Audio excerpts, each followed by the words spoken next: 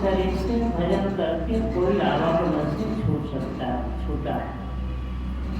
तो ऐसा शरीर परमात्मा ने उस जीव को दिया था, लेकिन उसने इस शरीर का सदुपयोग नहीं किया, इससे भजन नहीं किया और कमाते खाते जीवन बिता दिया और मरकर इस शरीर से सदा के लिए हाथ धो बैठा, अर्थात अपनी शरीर अब इस शरीर को छोड़कर नीचे शरीर चला गया या नरक में चला गया।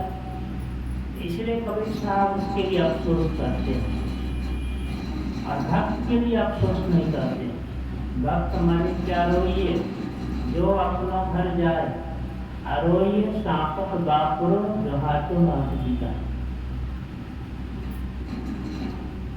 तो आज हम लोग जो सत्संग कर रहे हैं, आप लोगों को मालूम होगा या मालूम होना चाहिए कि अरुण बाबू के पिताजी माता जी का वार्षिक पुण्यतिथि है।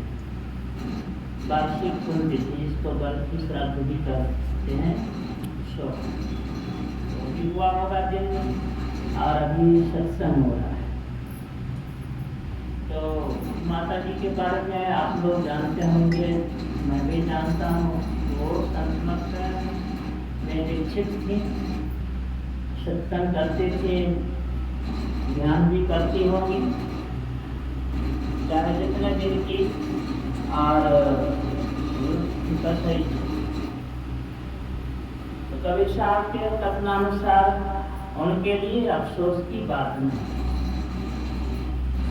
कबीर साहब कहते हैं कि भक्ति का बीज जो है, भक्ति का संस्कार फिर से मनुष्य भी दिलाता है।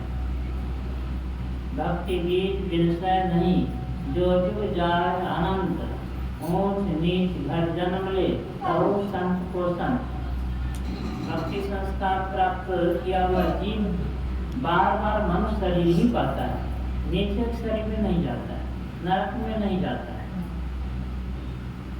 तो वह संस्कार वो ले चुकी थी। तो इस पद से या इस संत वाणी से कह सकते हैं कि वो फिर से मनुष्य शरीर लेकर आई होंगी या आएगी। और मनुष्य शरीर मिल गया जिस जीव को, समझिए कि भक्ति करने का अधिकार मिल गया।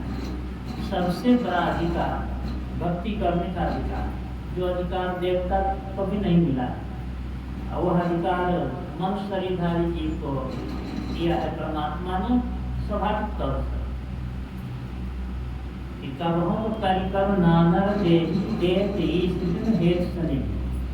अब इतने बड़े अधिकार को पाकर भी मनुष्य उस अधिकार का उपयोग नहीं करे और ऐसे जीवन बिताते, कितने दुख की बात है उसके लिए, कितने अफसोस की बात है।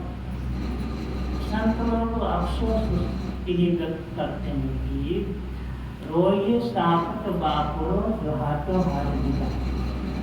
उस बेचारे सांकट अभक्त के लिए रोना चाहिए, यानी अफसोस व्यक्त करना चाहिए, जो मनुष्य शरीर को हाथों हाथ बेच दिया, मैंने कौड़ी दाम में बेच दिया, विषय उपार्जन में बेच दिया। विषय उपार्जन से मतलब कमाने खाने घर द्वार बाल बच्चा दुनिया संसार, इसी में वह जीवन को खपा दिया। तो समझिए कि कौड़ी हाथों हाथ दिख दिया।